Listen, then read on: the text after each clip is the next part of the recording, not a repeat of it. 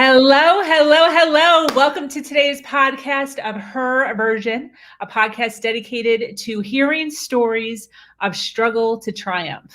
This is a platform that allows individuals to tell their truth and their words in order to inspire others. I am your host, Sabrina Victoria. If you are new to this podcast, make sure you follow, like, subscribe, and share. Today, we have an amazing guest speaker that I am so excited to introduce you to. Her name is Jennifer Lynn. Jennifer is the owner and operator of Rogue Yoga, located in Michigan. She is an amazing mother of two, a great cook, and when she is not out kayaking or hiking, she finds herself tangled in a pretzel somewhere doing yoga. How are you, girl? I'm good. How are you, Sabrina? Thank you so much for taking some time out of your day, especially on a weekend. Yeah, for sure. And Mother's Day tomorrow. I'm pumped for that. I know you being a fellow mom, it's a nice day to hang out and 100%. What do you planned? Just relaxing, because that's something we just don't do anymore. So that'll be fun. Yeah. Do you have any shows you're watching? No, not recently, but it's been so nice out that, I need to get back into some kind of, splurge and enjoy a show. But are you spending time with the kids or yes? Sure. We're supposed to get some nice weather, so we're going to try and take advantage of that for sure. That'll be fun. That'll be cool. My son actually was not supposed to be with me this weekend. He was supposed to be with his dad, but then last minute things got a little switched around. So he is here. So we're actually going to an escape room. Oh, those are so much fun. You're going to have a blast with those. Have you done them? Yeah, if you like Nancy Drew, like figure out. Yeah, oh, for sure. You guys have a blast. Yeah, this is going to be our fourth one. I'm so excited. The first one I did with my fiance. Neither one of us likes scary movies, but for some ridiculous reason, I picked this room that was like a murder room. For the very first time we've ever done this, we were like chained to the wall. There was barely a light, and there was like, dead bodies and blood everywhere. We were freaking out, absolutely freaking out. It was super real, super real. Do you have anything did they jump out at you or noises? No. There was this, it was 2 rooms, which we didn't know. We'd never done one before, but there was like this secret book that you had to pull or put. It was magnetized, and then a door opened or the bookcase opened into another room. And when that opened, we were freaking out because it was so dark. It was barely lit. And then the other room was pitch black. So when we opened the door, the whole thing was caught on film, which was hilarious because they watch you. Yeah. And my fiance, so we hear a noise of a man or something growling or something. And my fiance, instead of shielding me, oh, watch out, my girl, he gets behind me. So I'm the shield and then pulls me towards the wall. I made fun of him for probably 6 months after that. And then afterwards, after the room was done, I went straight to the people and I'm like, hey, do you guys have that on tape? Because my freaking fiance just used me as a shield. They're like, no way. So anyways, we caught it. We were laughing hysterically. It was that's a good story. My first time in an escape room, and this is what happened. And then you're back for more. So fun. Absolutely. What's the ones that you've done? Have you done any cool ones? I did one, and I did one in Las Vegas, and it was 3 separate rooms, but it was a gold mine was our theme. So you start off off in the woods, and then you find all these little things that lead you to a cabin, and then the cabin lifts, or the fireplace lifts up, and there's a secret compartment to this big gold mine, But I have a funny story about that one. You get clues throughout, and you can't forget about those.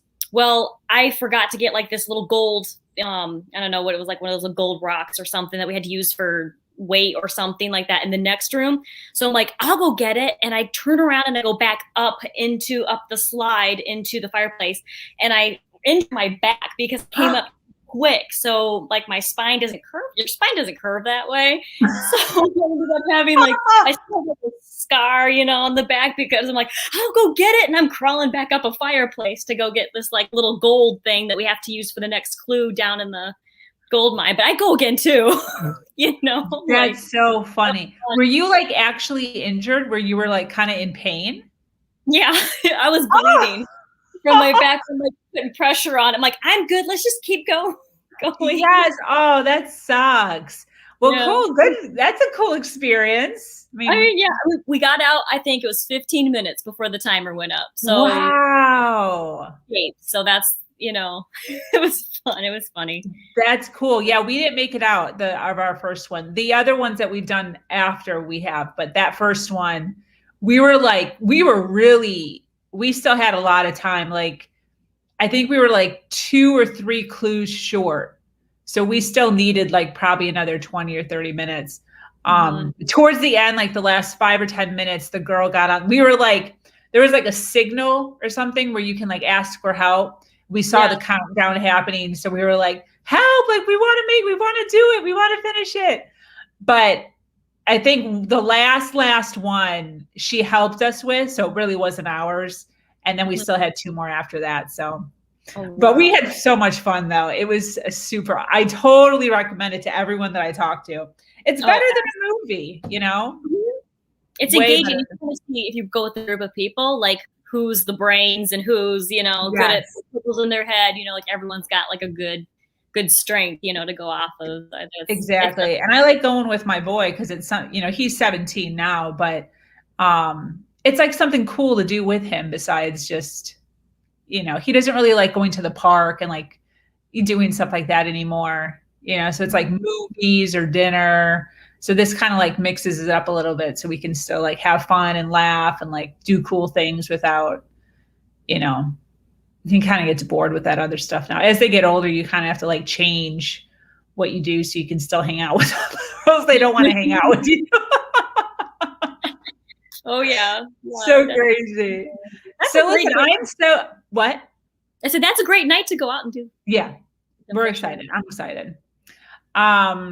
So thank you so much for coming on. I'm so excited to talk to you. Our first conversation we had, and I think I even told you while I was on the phone with you, that was so inspiring. You are one of the most positive females, considering your story, that I've talked to. And as soon as I heard your backstory and saw the spark and the light that you still have, I had to share your stuff with people. So I just want to thank you again for coming on, and thank you for coming on a weekday or weekend. I know that, we all have lives and we all have stuff to do. But I really want you to be able to share your story, and I really want, others to hear it. So if you don't mind kind of fast forwarding and kind of letting us know what happened when it comes to, we're talking about love, we're talking about divorce, we're talking about narcissism, single mom, lots and lots of stuff. But just to kind of give everyone kind of a base of what's happening, do you mind talking about the love story, like how it happened and the love bombing and all of that? Yeah, absolutely. So starting from the beginning, I was 19 years old, and there was this guy that like my friend signed me up for a dating website. Because I was like, I'm gonna be single forever and travel the world. And she's like, why don't you try us out? So this guy started messaging me, and changed everything for me was the fact that you end up getting all these different messages from these other dudes. And then his was like, may I have this dance? And I'm like, oh, he's like a gentleman, And so I gave him a listening ear, and, but initially behind that, we ended up meeting at a coffee house, and I made like a comment about how much creamer he's put in his coffee. He laughed, and then we started talking. And then like that was in December of 2009 or 2008, sorry, December of 2008. So we went out quite a bit, almost every other day. He was 2 hours away from me. So he drove like 4 hours just to see me for like 2 hours. And I was a sports bar waitress at the time. So he would sometimes wait until like when I would get off at 2 a.m. just to like talk with me or whatever, just we could hang out and walk around, downtown or something. And it was just like, it was appealing. He was appealing to me because he was so ambitious, and he was just like, I know what I want. And for me being a passionate person, all the other guys I was like talking with they were just like very lazy. They just didn't want to, they were like fine playing video games. So to have such a different person just come into your life, you're like intrigued, like, you kind of think like I do, this is interesting. And How old were you guys? I was 19. He was 22. Oh, that's not a bad age difference. No, not too. It was like 3.5. Yeah. So then the holidays happened, and we went out almost every day. And he told me like within a week of knowing him that he was in love with me. And I like to kind of give you guys a backstory on me too. Like I never dated in high school. Never dated in college because I was so set on like starting my own business and making moves. Like I was just like goal oriented. That young. Yeah. I wanted to open things and do things.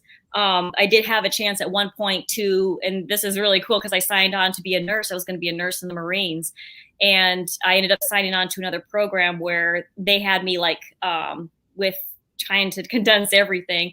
Work in the hospitals in Santo Domingo in the Dominican Republic. And we ended up having to go out to the jungles of Arabacoa, and I like slicing down sugar canes with a machete. I'm like, I want to live, this life is just exciting to me. So boys, men, they were never on my radar. I was like all about like making changes, making moves and trying things. So for him to take my attention, like he had to really show me he was different from all these other dudes. And he had no problem like just telling me like all these things that I wanted to hear. And like it felt like I'm obsessed. But then you as a woman though, you're like, well, I'm worried about my partner cheating on me and just maybe not getting interested in me. And to know that he was just like so into me, and that you kind of like, well, he's going to be a lifelong partner because, life happens.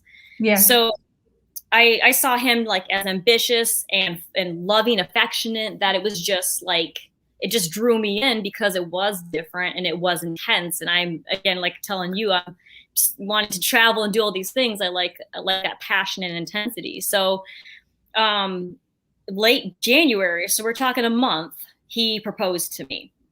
And we were thinking about getting a place together, but our families were very conservative, that they wanted to do like a year engagement and then a wedding and then maybe a baby or something. And we're like, well, we want to live together. We want to live life. We want to do things. He's like, let's get an apartment together.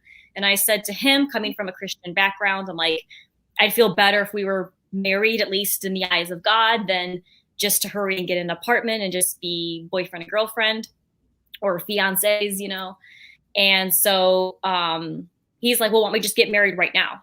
And he called up one of his friends, and February 1st, 2009, Super Bowl Sunday, I changed in this little white dress for $20 from like Route 21 or something at a gas station. And we got married right off the lake, and it was frozen, we're in your boots and your winter coats. And he called up his buddy and he's like, hey, I'm getting married. You want to be my best man right now? And we got wings afterwards. And it was just like being a simple girl and stuff too. I was like, hey, we're married and we'll do the whole family wedding later.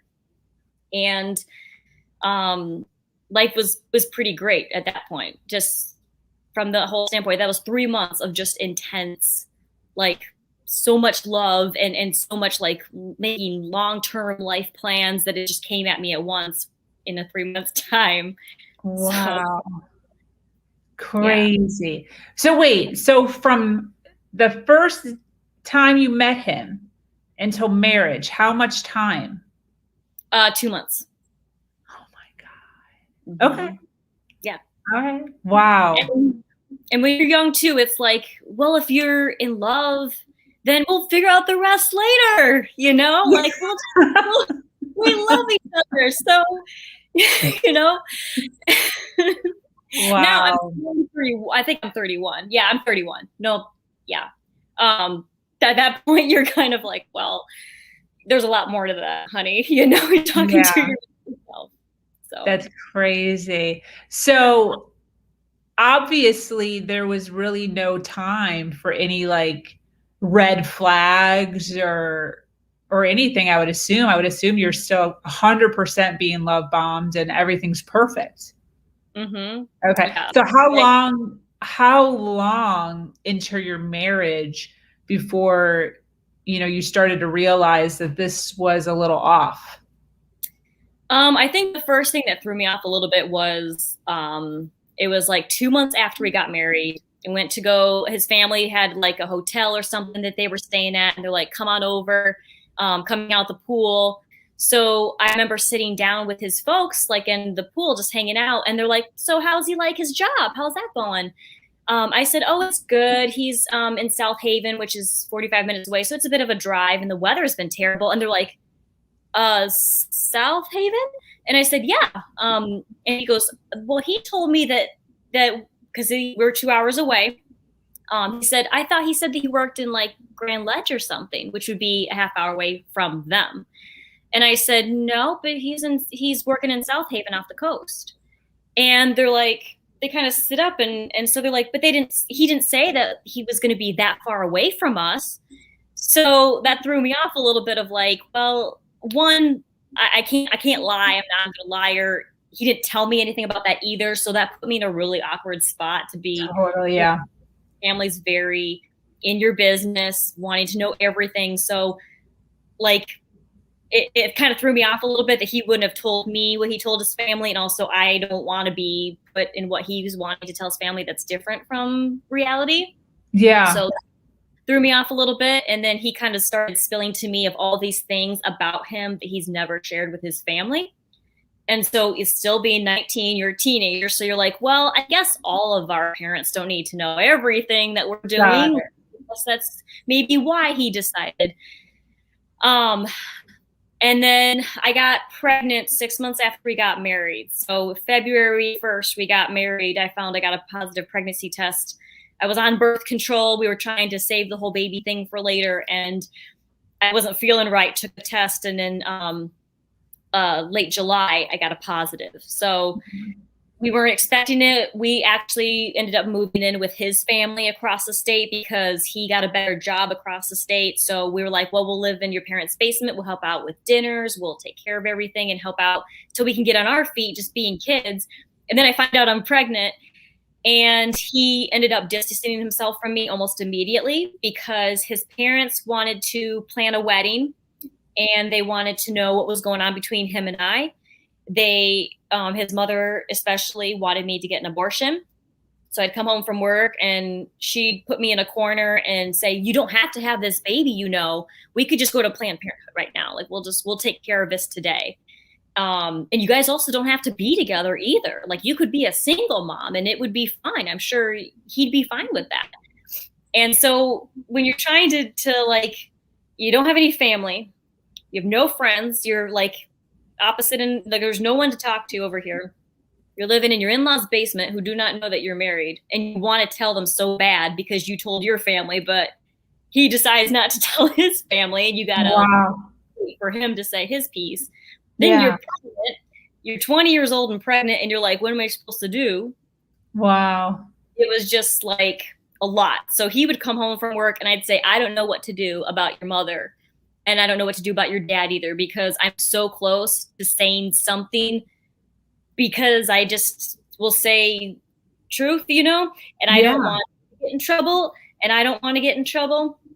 So he distanced himself completely because he did not want to deal with his mom nagging and then his wife in the basement who's pregnant and scared and not sure what's going on, that he needs to lead, you need to lead and say, this is my wife, this is what's going on.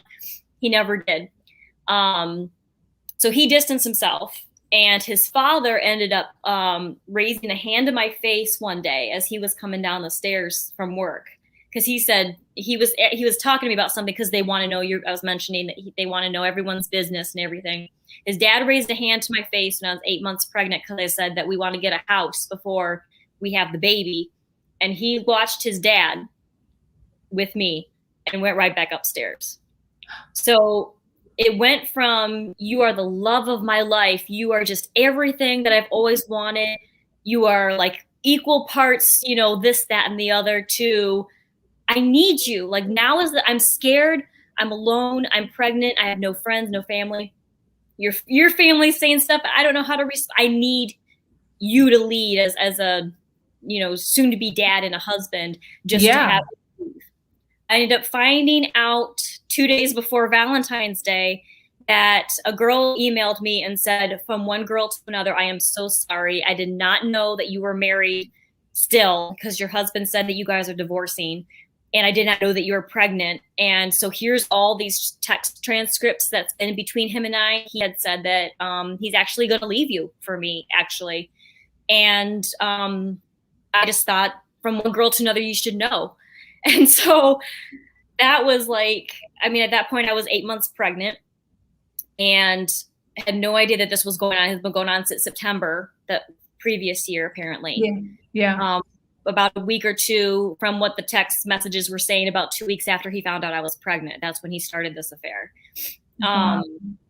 So I didn't know if I should have left. And it's almost like, I mean, I'm sure that you can relate, that moment you find out about something, your face just goes white. Yeah, 100%. Like, is this reality? And so that was really hard for me because I didn't want to accept it. Do you think his parents knew? They ended up, this is moving forward in our timeline. They found out why I told him in February about the woman and stuff, because I cried to his mom, and I'm just like, I don't know how to handle this, because I was also trying to connect with her even. And I was like, I don't know what to do about this. And so she didn't have a whole lot to say. She said, well, maybe it's just your imagination. You know, maybe it's just like, maybe he's just friends with her and she wants you to think that. And so she tried to like almost gaslight me about how I was feeling and what the reality was, when I had like literal chat transcripts of him telling this girl that I'm the biggest mistake of his life, that he's finally found the perfect woman who's intelligent and beautiful, you know, and wow. So no one believed me. And then in May, so this is about 3 months after I found out about the first girl, I was borrowing his laptop up north. My son was 3 months at the time. He was born 3 months old. And I saw all the tabs up, and I went to check my email, and there was another email from another girl, and they had been sharing like sexual fantasies back and forth, and about what he's going to do to her and what she's going to do to him and all that. And I confronted him on it. I also found that there were 3 more tabs up on his laptop he forgot to close that were dating websites. And it said active like 24 hours ago, 10 hours ago. And I'm like, I didn't want to accept it, Sabrina. I think that is like, I think denial, that's your first response on that kind of thing. Like, that couldn't be them. I am assuming that someone else logged. You're starting to think like way off reality to try to like, because you're so in love with this person that you think that this is who they actually are. Yeah. What they show you. And at that time, I was up north with his family, and I was crying my eyes out. I'm nursing my son, and I'm sitting here in this cabin out in the middle of nowhere and crying my eyes out about another girl. And at that time, too, my mom and I were having trouble together. So you really do, on that respect, like, question your own reality when people are gaslighting you and telling you, but you're too sensitive. It's not what you think. You don't have you don't have any support system at all. And you're raising a child that you've never done before. And his family came in the room, saw me crying. I told, like I said, I don't understand why he's doing this. And they said, makes sense. You can't give him what he needs. You can't provide for him what he needs. So he had to get his needs met elsewhere. Really? Mm-hmm. Wow. Like, if my sons, because I have 2, I catch any of them doing something to their girlfriend, or anyone a woman that they're committed to, girlfriend, fiance, wife, doesn't matter. Like you'd hold your children accountable. Yep. So that makes you, when you have a whole family, sisters, brothers, your mother-in-law, your father-in-law staring at you, crying, saying, you're the problem. Wow. Your wife cheated on you.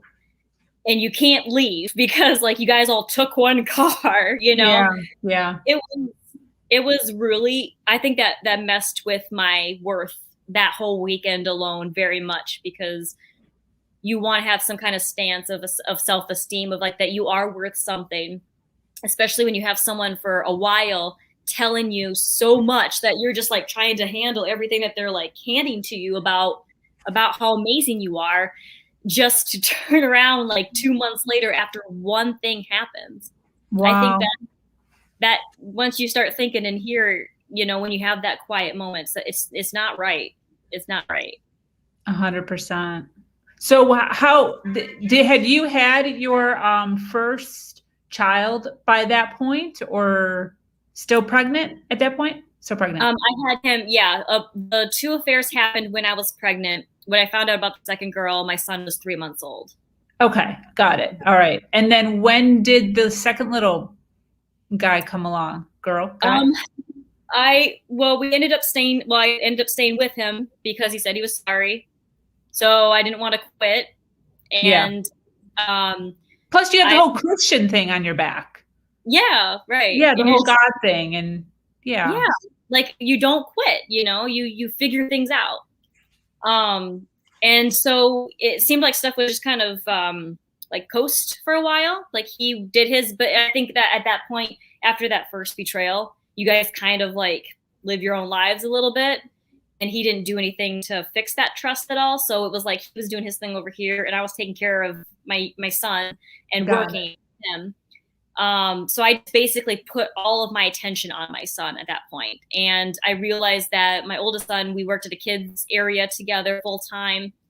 And I will always remember that, like being potty training your son, and then you got 25 other kids that are potty training too. But it was so good for him because of the whole social aspect and seeing kids different ages and whatnot. And I was like, if anything, I want him to have a brother or sister. And I talked to him about it. And with him being a narcissist, like, I don't like giving labels to people, but if you look at everything, like you read a textbook narcissist and a psychology book, he like fits it to a T. Again, look, I've got a wife and I have a good job over here. And look, I'm a dad too. Like, look and she's taking care of the home. She's taking care of the kids. She's working. Like, my life is so easy because he was over here buying whatever he wanted because it would change hobbies, you know, from stuff to collect to Jeeps to whatever he wanted over here. And I was like, I want another baby. And I think you kind of get a glimpse of some things that just hit you wrong for so many years, that again, you put your attention to something else to maybe not have it hurt as much. Totally. Yeah. So I think that's what was my motivation. Was my kids are still my motivation today. That, like you being a mom too, like you know that it's like, it's a purpose. It's not the purpose, but you can show love and give life to something that's innocent. And there is something inside you that you really feel you can't, it's hard to describe, but it is like where you want the best for your children, and you have that heart to invest in another living being, to be successful, to be happy, to enjoy life. Like my son will tell me that he's like, your love for nature and for animals, I got that from you. And I think, like, I love like those moments with them, because the world is so evil and it's so dark sometimes. And I think that's one of my things, after not just dealing with other aspects of life, but even with my children, I'm like, I cannot let these living, breathing beings that have been given to me to take care of, to let them down. And so that was important to me, at least, to have, you know, a brother or a sister for my older son. Yeah. And I totally get that too. I'm going to be honest and say I pretty much begged my narcissist to give me a child. So I was with my son's father, and then that split. And then I got with this other man who was my longest narcissist. And I knew he was horrible, but same. It's like, you think, I don't know. It's like, you think it's going to fix it. You think it's something to distract you, something else to love you. But we never did that, luckily. But I totally get where you're coming from. I used to cry, I want a baby so bad, we need to have a baby. So I totally understand, And also just giving your child a little playmate, you know? Mm-hmm. Yeah, I wanted my son to have a little playmate. So um when did you find out about narcissism? It's like my favorite question. Like when in the whole journey did you finally find out about, was it Therapy. during, after? Therapy. Yeah, there was, I think part of you wants to just believe maybe this is just how they handle life. Yeah. I do think that there is that take biologically, nature and nurture, that stems from that narcissism. Yeah. He is the golden child of his family. So I just thought he was maybe just, maybe that was his problem, is maybe he's just entitled. So he believes he can do whatever he wants. It doesn't affect anyone around him. And there was one point I was raped. We had separated for a while. We were going to get a divorce. This was like 7 years after the first affair. And with those distractions, you can only distract yourself too much.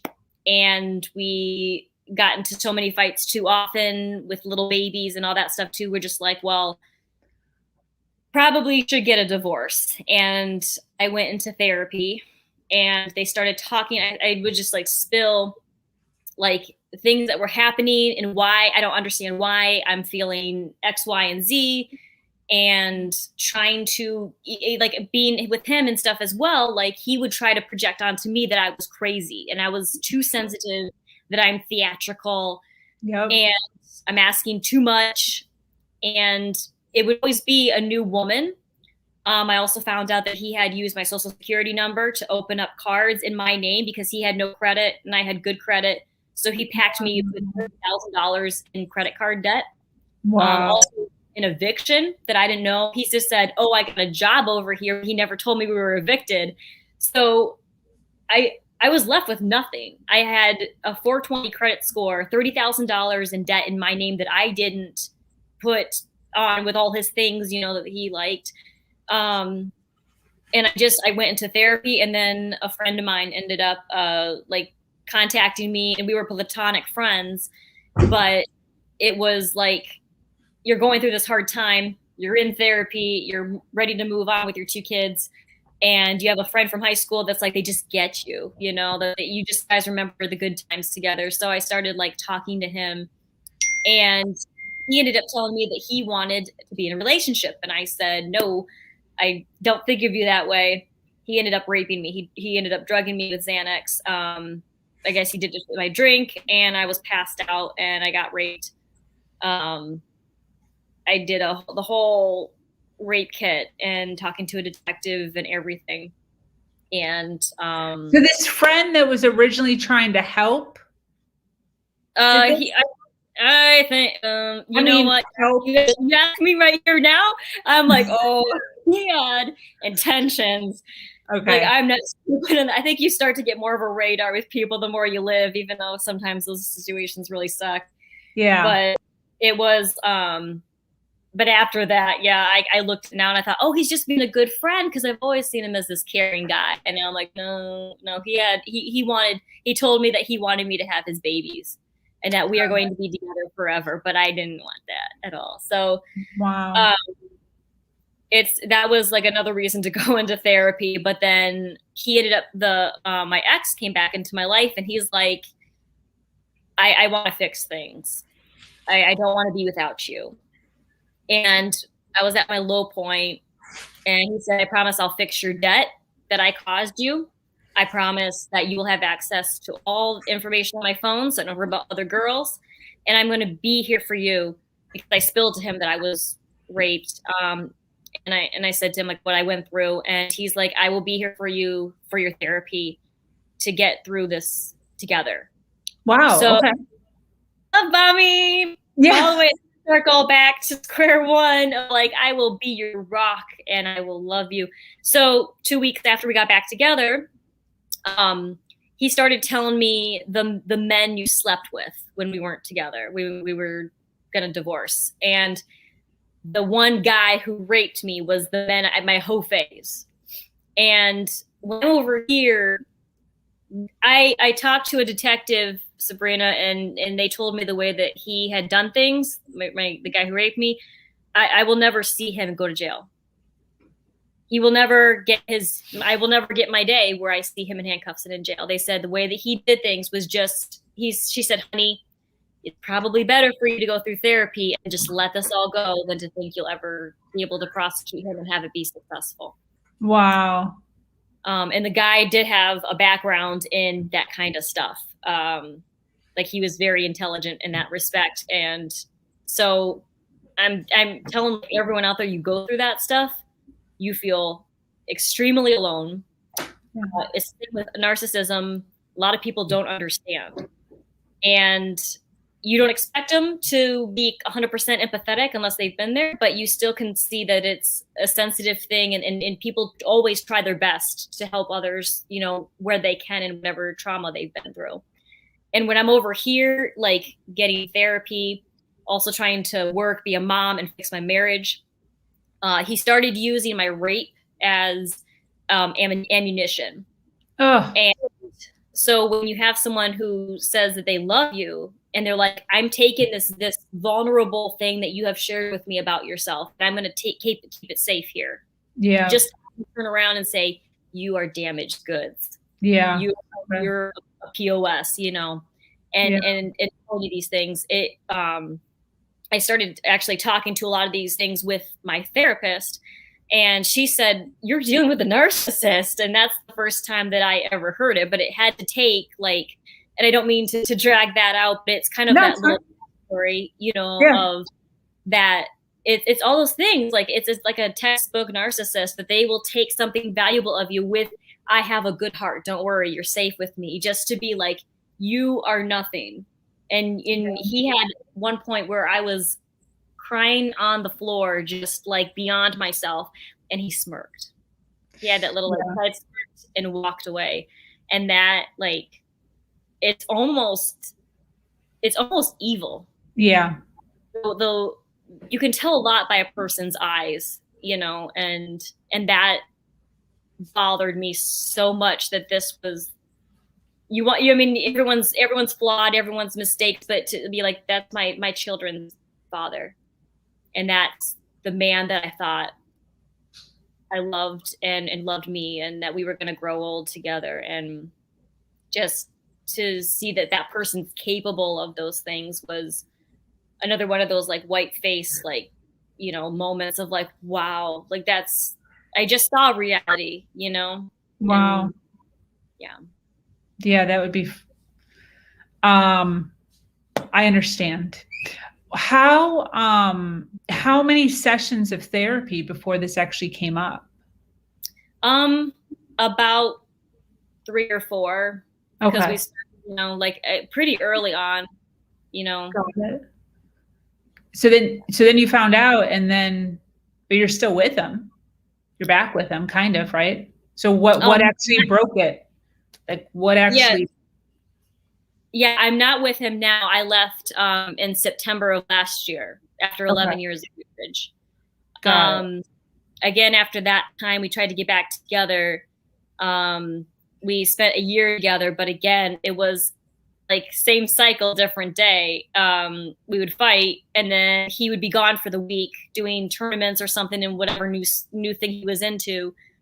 I would put all of my energy into the kids and into my career and to my friends and family. Not so much my friends and family, because when he was around, because he would call them names. A lot of C and B words were thrown around.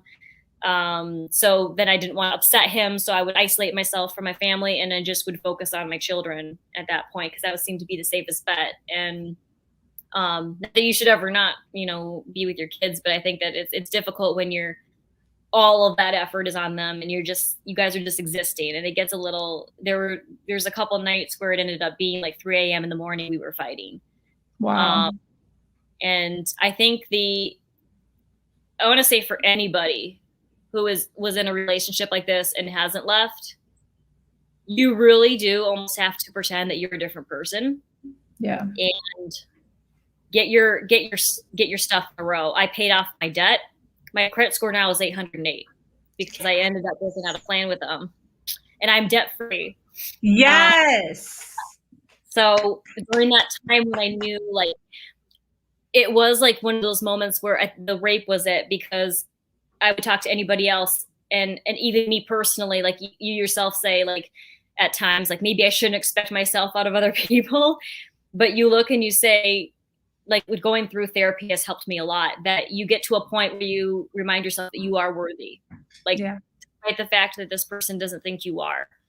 And you surround yourself with those people, you surround yourself with those types of therapists, counselors, those types of people to remind you, because it's all about deception with them, that you are nothing, you have nothing to offer, you won't be successful without them. And I started reading books. I went back to, I've always been a bookworm, but like once my therapist was like, you need to read this and you need to check this out, it was like knowledge opened up again, going back to that passion and just being adventurous and finding out more things and learning. It was almost like one thing happened at a time, of like having a little bit of a support group, even just in my therapist I was talking to, and having a couple friends saying, this isn't right, Jen. Like, someone who loves you does not treat you this way. And it just kind of like started to add up, that I said, okay, I'm going to pay off my debt first. I ended up like doing a couple different plans to pay that off. That was done. My kids were good. And it was just like, I'm ready now. Like, you kind of do stuff. You don't say anything to them. You just get your ducks in a row. And it's almost like you are a different person. You're like, I'm just going to hold my breath, and I'm going to take the leap, and I'm just going to see what happens, because what's the worst that can happen? That's the whole thing. Yep. That's the whole thing. Yep. And that is exactly it. What's the worst that can happen? Because I always say, there's always this thing of like soon, I'll leave soon. But it's like the year, as you said, a decade goes by, and you're still like soon. So I started to use that same exact mentality that you were just talking about. It's like, what's the worst that can happen? I'll just be this much better off as a human, whether I stay or I go. So when I started saving money and fixing my credit, I did the same thing. It's like, while they're because it goes in and out of love bombing, the roller coasters is constant. And I just had to keep reminding myself that whether I decide to leave or I decide to go, I'm going to be $10,000 richer or $15,000 richer, and my credit will be fixed. I can still stay, no pressure. I can still stay, and I'll just have extra money in my account. Because there's nothing else to lose. You're just, you're either going to stay or you're going to go. But at least when you decide you're going to go, you can actually go. You don't have to make the excuse and then start saving at that point. So I totally agree with you. What were some of the serious, I know you kind of already talked about this, but just for women who are kind of dealing with this, just like you, just like me, you're in a relationship and it's not right. Like, it's not right. You don't know about narcissism yet. You haven't done the Google search or read the books yet. What are some like big red flags, even just repeat what you already said, that you kind of ignored early on that women should be alerted to? I think, oh man, this is deep though, because if we don't know love, we just accept it because that's what we grew up with. That is exactly what we grew up with. So that is, I think, you're not an exception. No one here, anyone in this entire universe is an exception who deserves to be lied to be put last, to be told that your dreams, your passions, who you are as a person, when you're explaining to them who you are and they're trying to tell you that you're somebody different, you start to believe it, that you have to, you got to almost be on that radar, because if you practice self-love in any way, like you're walking around telling your friends and your family, like, you are amazing. Why aren't you telling yourself that every day? Yeah. And I think one of the big red flags to me that actually came about because I started to do more things out of my comfort zone, just because I thought it would be, I think it's cool to keep growing and learning. I started doing more things, and I would have people come up to me and say, like, you're so good at this, or you have a heart of gold, you're this person. When you come home and you're being pointed fingers at, being told that you're a liar and a cheater, and that then they're doing those things, I like, aside from like any resources or any therapy sessions, like 1 + 1 = 2. So if you're doing other aspects of your life and you're understanding that you come home, you're not feeling loved, you're not feeling accepted, you're feeling like you're walking on eggshells, that if maybe you say something wrong, they're going to get mad at you. And then they project onto you. Like if you say, hey, it bothered me when you did this. And they say, well, it's not solving the problem. So it's just kind of stuff like that, that if you take a minute in an honest moment, whether you have self-love for yourself equated or not, that you just don't treat people that way, especially someone who says they love you.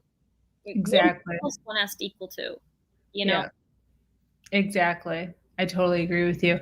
What do you think are the 2 biggest lessons that you've learned throughout this whole experience? I believe that through all the struggles, and I believe that's the reason why you are the way you are, as far as still optimistic, still super positive, still so smiley, and living life to its fullest, is you've learned something. Instead of being a victim and poor me, you've decided to take something from the experience. So what are, 2 big things that you've learned during this time?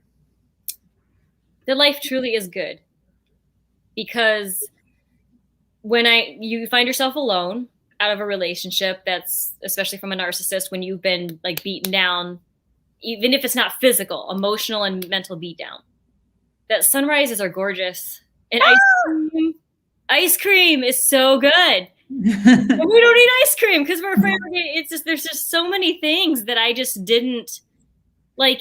It's the little things. Like, and it's the same when you're talking about an escape room with your son. He's 17, but he's going to remember that. And it's like those moments, like, this is life right here. Yeah. Our life is not about accepting someone's fake understanding of who we are. Yeah. And I set all that aside for 11 years, just trying to please him and not make him upset with me. And then here I am alone on the weekends. I don't have my kids. And it's like, I'm going to go get a cake. I'm going to get a cake, and I'm going to get what I want on it. I'm going to watch the sunset. We're going to do like yoga on the beach in our bikinis, and we're not going to care what we look like, because the breeze on our face and the sound of like the waves and everything, it's beautiful. And it's something that you feel like after being in that kind of relationship that you've lost all of that. And then I think the second one is, now I have more of a radar, that it's the same thing, kind of like what I talked to you about, is that you can't take things from your experiences and go, it's poor me, and then say that I'm broken and I'm damaged good. You can take anything, whether it is good and bad, and share that with people that maybe they think they're crazy or they think they're alone. Nobody ever is. And I think that's so important for people to learn too, that this is not like an oops, that you are no longer worth anything. You are worth a lot, and you are worth more than you imagine. And everybody around you needs to speak up about it too, and show them so they can learn from their experiences and help others too moving forward. I love that. I absolutely love that. And I love that you're saying that, because a lot of times there doesn't seem to be a silver lining when you're in the situation. And it seems like it's going to be hard and difficult and dark. And is it? Sometimes, yes. And also filled with so much freedom and so much joy that you couldn't fully enjoy a bowl of ice cream or yoga, because there was always something complaining or something in the back of your mind that you forgot to do, that you have to do before it gets home. There's this whole heaviness that you don't realize when you're in that situation that you're dealing with. And once you get rid of that, you realize, how you miss those little things and enjoying them to their fullest. Absolutely. I totally agree with you 100%. What is some advice you would tell mothers right now that are dealing with a narcissistic partner and they have children? They haven't left. Yeah. And they haven't left. They haven't left. Oh, you got to show yourself love. So much love, because it does radiate out to your children too. Yeah. You have to remind yourself who you are. I know it's really hard, because there's sometimes where you go, who was I before I was with this person, especially if it's been a long-term relationship. And honestly, what helped me through those 11 years was that space from him, and me just grabbing up my kids, because he was so full of himself that he would be gone for weeks or weekends. I would scoop my kids up and we'd go and do something. And my kids would be like, well, Mom, why don't you eat ice cream? And I'd be like, well, it's because we told I was going to get fat, or that I'm, I'm not going to love you anymore. And I'm like, you know what? We're going to get ice cream. And then I just doing stuff with my children. And I realized that like having a family is a big responsibility, but it is such a great opportunity to show your children what real love is, because there is that, even whether you're with them or not, you still have to co-parent, that you're going to have this person over here that you're like, God, please don't let them like absorb those traits. Yeah. And have it like, your children are never a lost cause either, but just like pouring your love into your children, and also pouring love into yourself. Like pretend you're your own best friend. Like that's, I think, the best way to do it. When you don't feel like going anymore and you feel like quitting, just say, I'm going to be my own best friend for right now. It's going to sound funny. You can talk to yourself in the bath and have the longest conversations, but I'll tell you what, though, you leave that bath and then you end up dealing with him, or you deal with your ex, you decide to move on, and you're having to co-parent. You still just click the phone off or whatever and say, yeah, I got this. There's like, I'm me, like, and not in a braggy way, because I don't want it to come off as that. Like, I'll go on my friends on Facebook and just be like, you look amazing this week. It's not fluffery. It's just like, it's reality. It's so much that we don't, there's the narcissistic traits of everything. But when you have like a good heart and you are trying your best with everything, and all you do is pick at yourself, because that's what they do, is pick on you. Yeah. Or you're alone. Like, we really need to relearn that we are deserving of that. And that just changes your whole mindset, the way you raise your children and the way you live your own life. And I think that just, it goes where we're scolded for showing ourselves anything, especially being mothers. We're told to like do it so much until we're exhausted and collapse. And that's, we're supposed to care for ourselves and show that too. Show that love too. Yeah.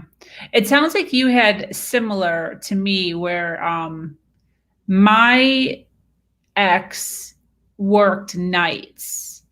So when my son was at school, we worked together. So he was my boss. He had convinced me early on to leave my job and work for him, to like control. I didn't know that at the time. But so we would do most of our fighting during the day when my son wasn't home. And then when he would go to work, right around 3 or 4, when I say work, like he didn't really go to work, but he left. By the time he got home, my son was already in bed. And it worked pretty well that way 90% of the time. I don't know if you have any advice on this, and if you don't, that's fine. But something that you said kind of made me think this.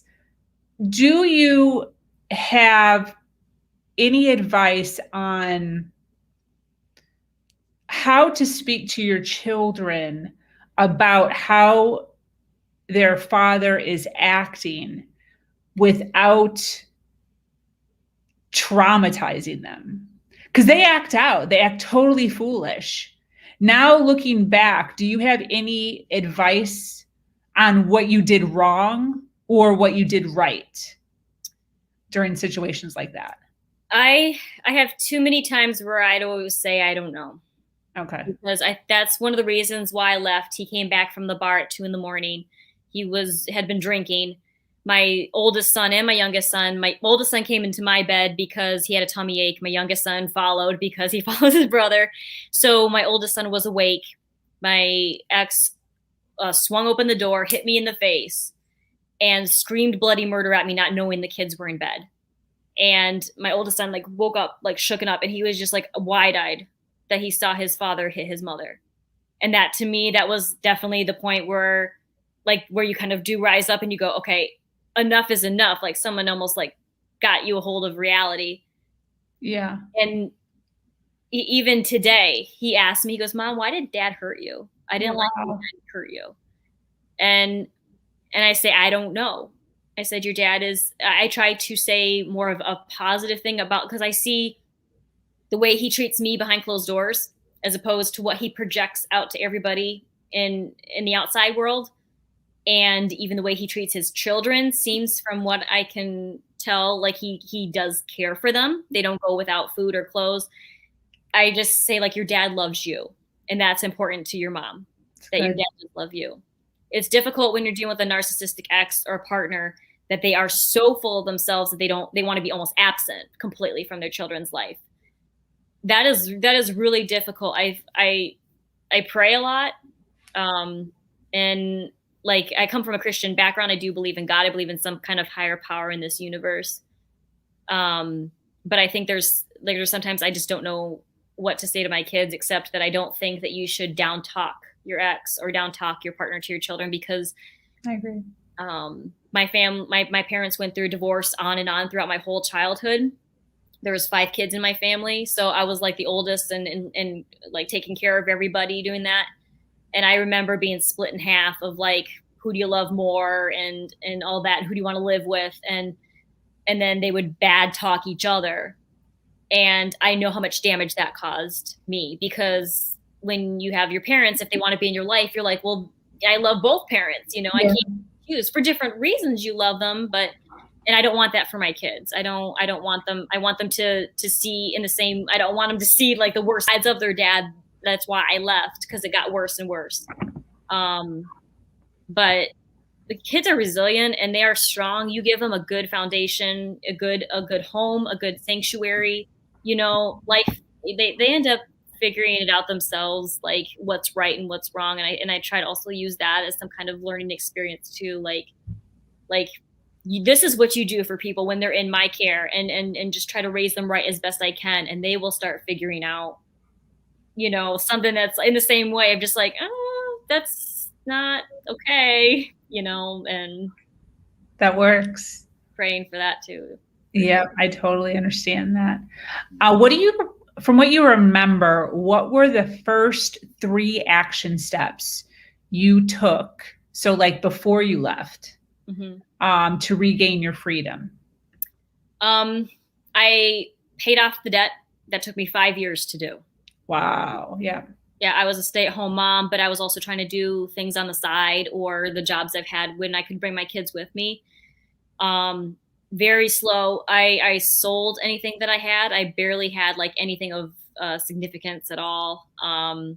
He has boats and tractors and all these things that he wants, and I just left with like my yoga mat, So I sold everything I possibly could. I tried to be anyway smarter.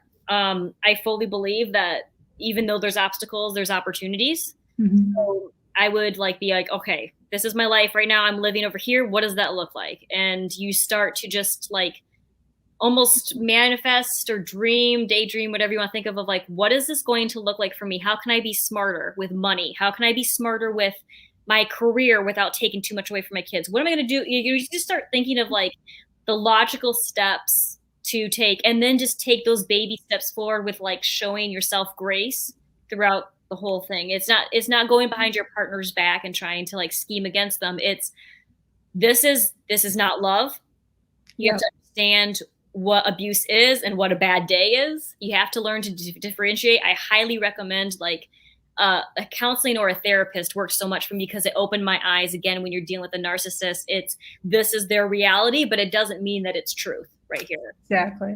So they kind of keep you like in a double check of like what reality is and what it isn't. And they also are great, even if you don't want to get family or friends involved, they're a great person just to spill to. And then they say, don't worry, you got this. Here's how I can help too. And then you feel like even if it's a very small support system, you feel like your voice is being heard when it hasn't been for so long. And that gives you your power, because we're so much stronger than we think we are. We just have the tools to do it. 100%. I totally agree with that. Do you have any advice on my story is similar to yours. I took 4 years to save my money. Same thing. I worked for him. He barely paid me a paycheck, but he said the house was my paycheck and my car was my paycheck. So I got like, I used to call it my chore money. Like it was so dumb how much money I got a week. So I had to do the same thing. I had to do little side jobs. What were your little side gigs that you were able to pull some nuggets from? I wrote articles, published articles. Okay. I took care of other kids. I signed up for like a profile. So there's actually some parents that were like, why don't you bring your kids? And then everyone can actually have a really great time while me and my husband go on a date. I learned HTML coding when I was 11 because my dad was a software developer. So I tried to brush up my skills. And so I became a project assistant that I could do from home. And I would just do like, I mean, I'm not very good with like development, PHP development or anything, but I did good with wireframing, which is like being the middleman. So I signed up for projects there through like a freelance website. Wow. I also taught yoga, and I taught pole dancing. I love like helping women feel empowered. So I started teaching like striptease classes, lap dance, like all the pole dancing, that sort of thing.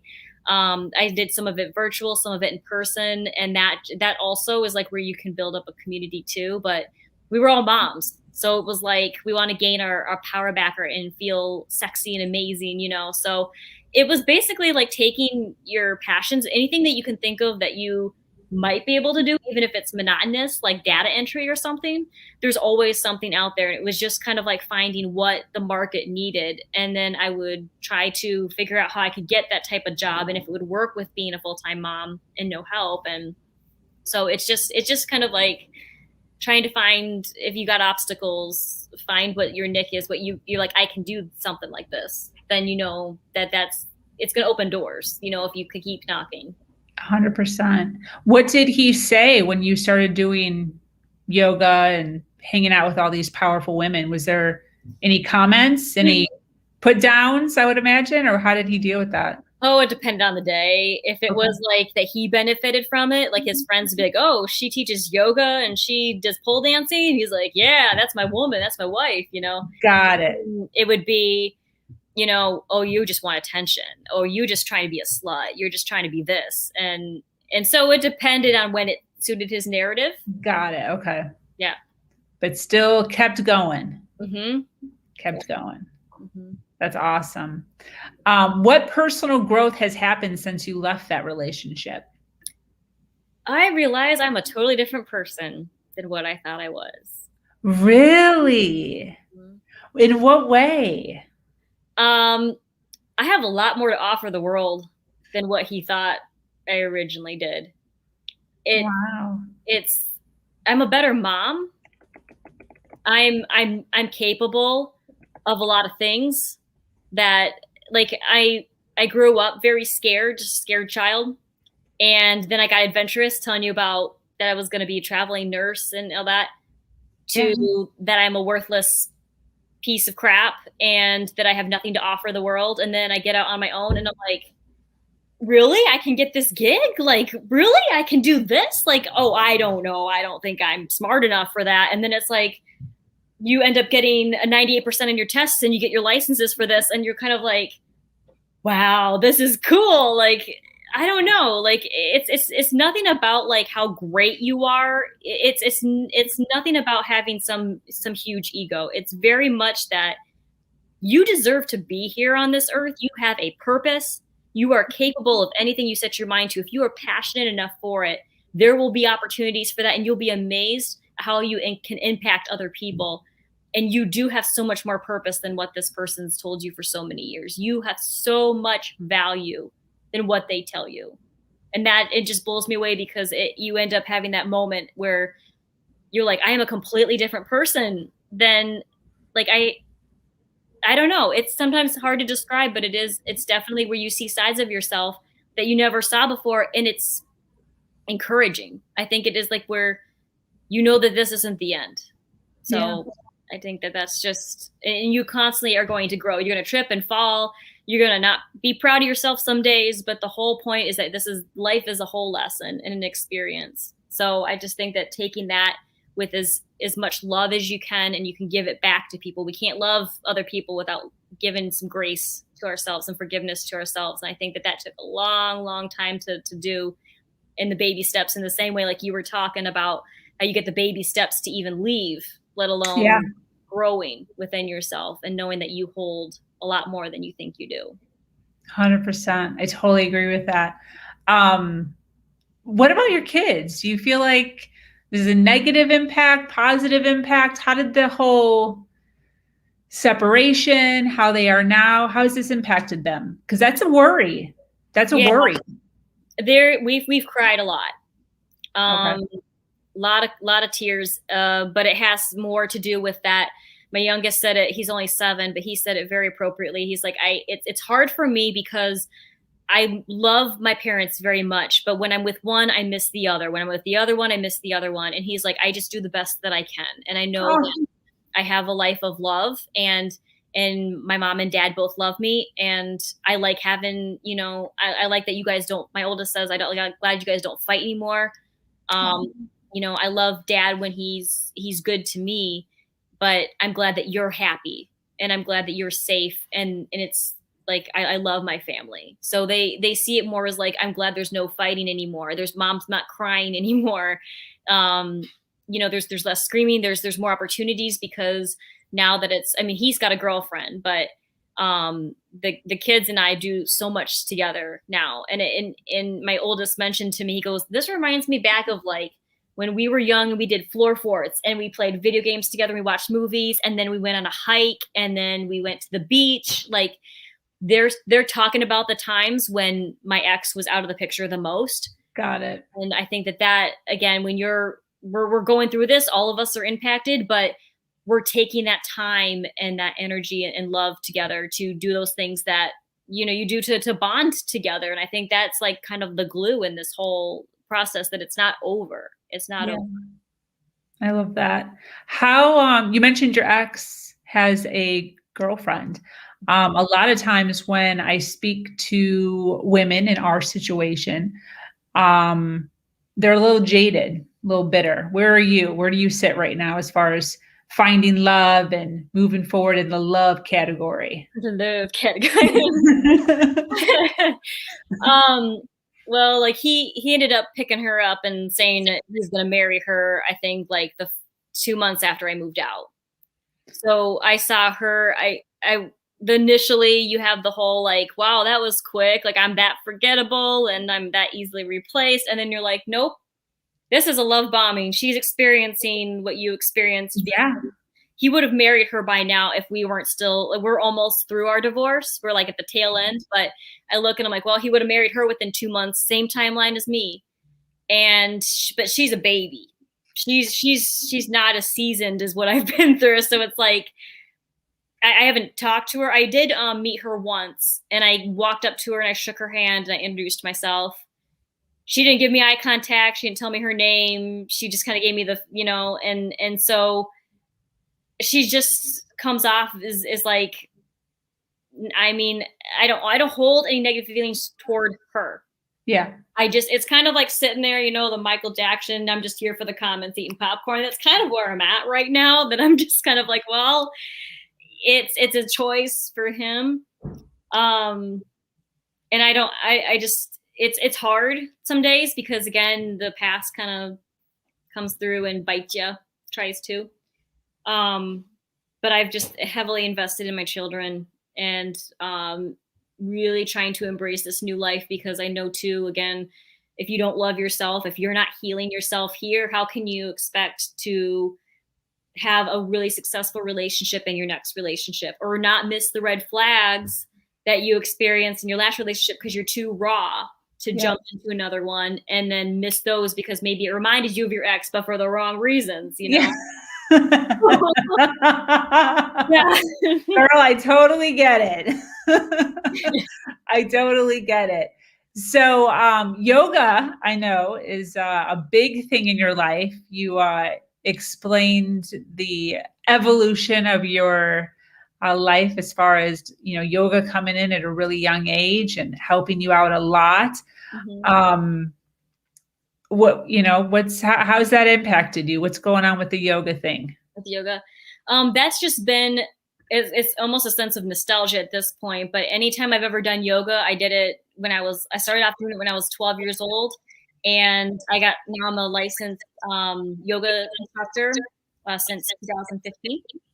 And that's just been an opportunity for put the music on that I need to hear and move my body so I'm not feeling the anxiety. And it's with someone like myself that likes to talk and likes to do things, it does help you kind of center in on your thoughts and center in on your body and learn to calm yourself down. And my kids even meditate too. I did it throughout all my pregnancies, throughout labor. Wow.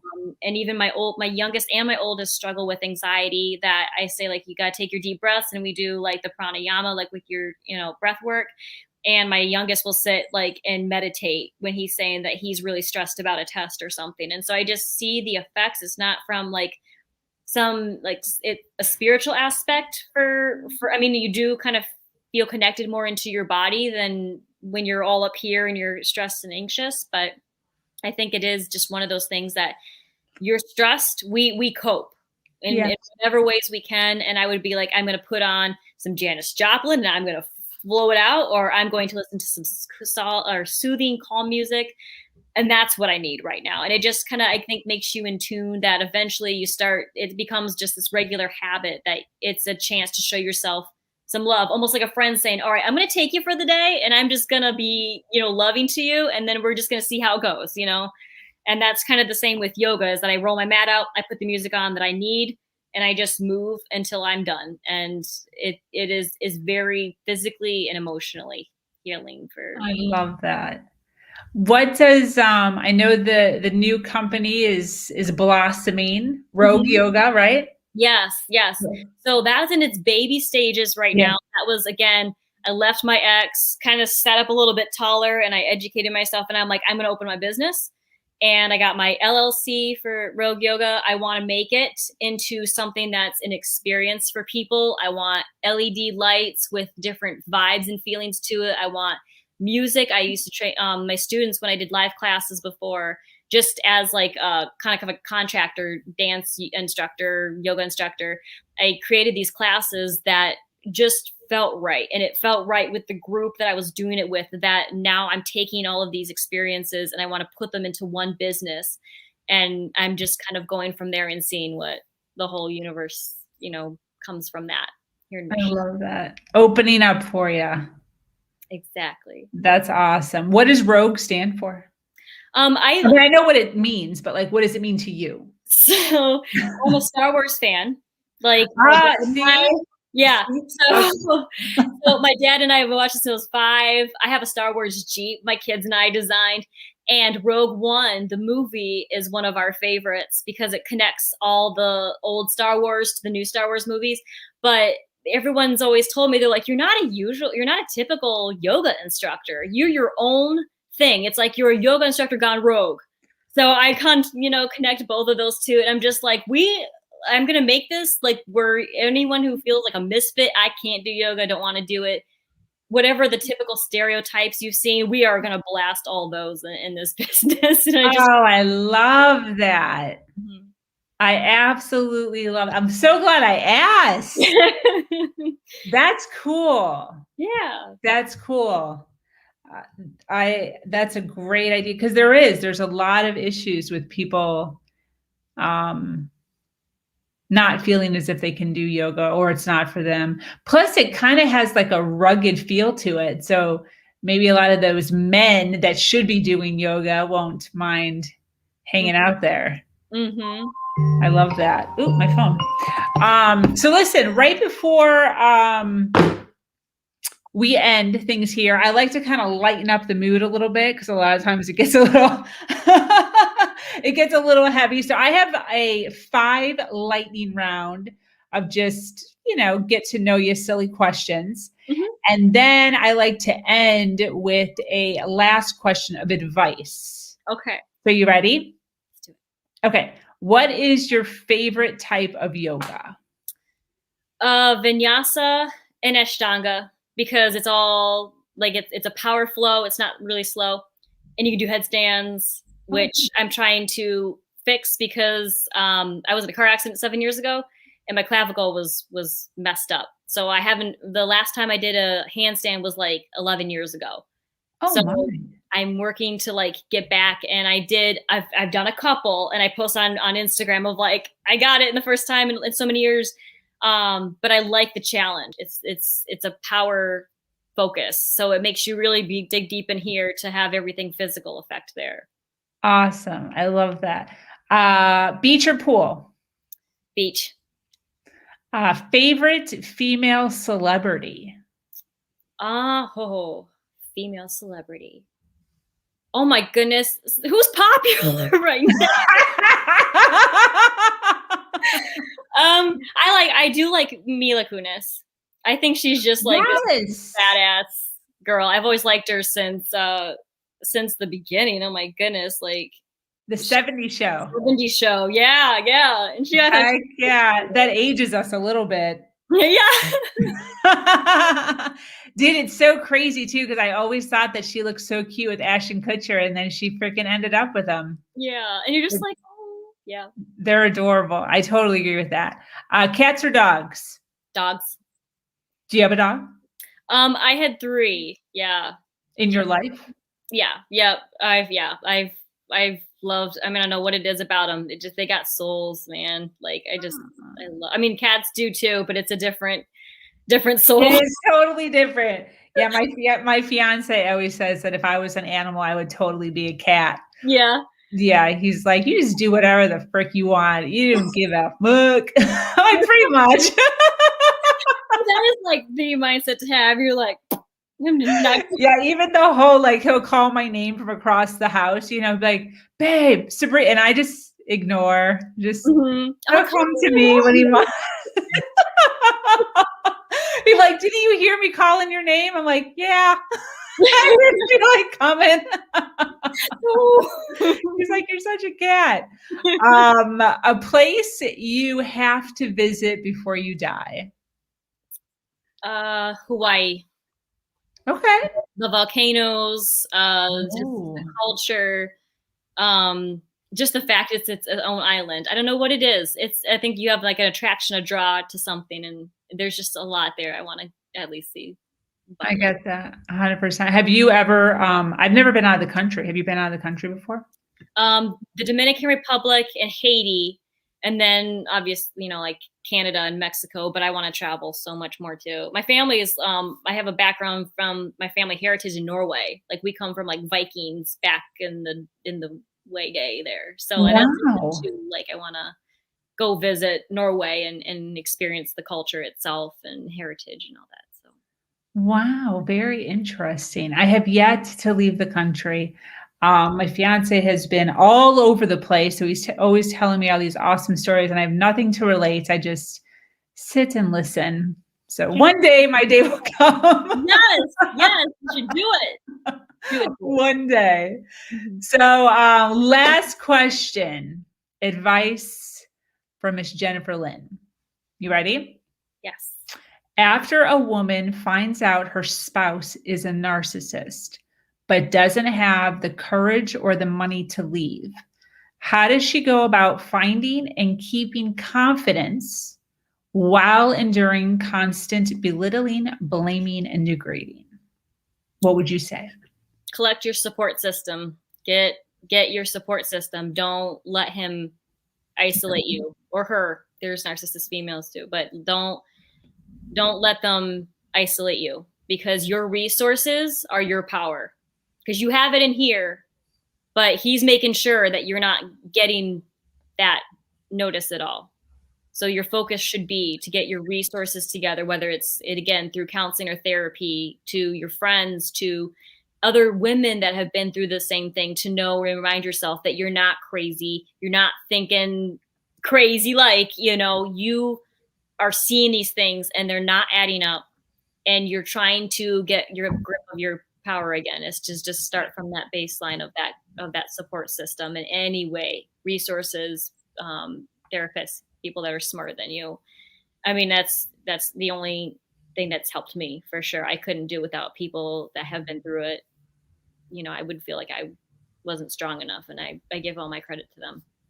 100%. I totally agree with that. I totally agree with that. Any closing statements?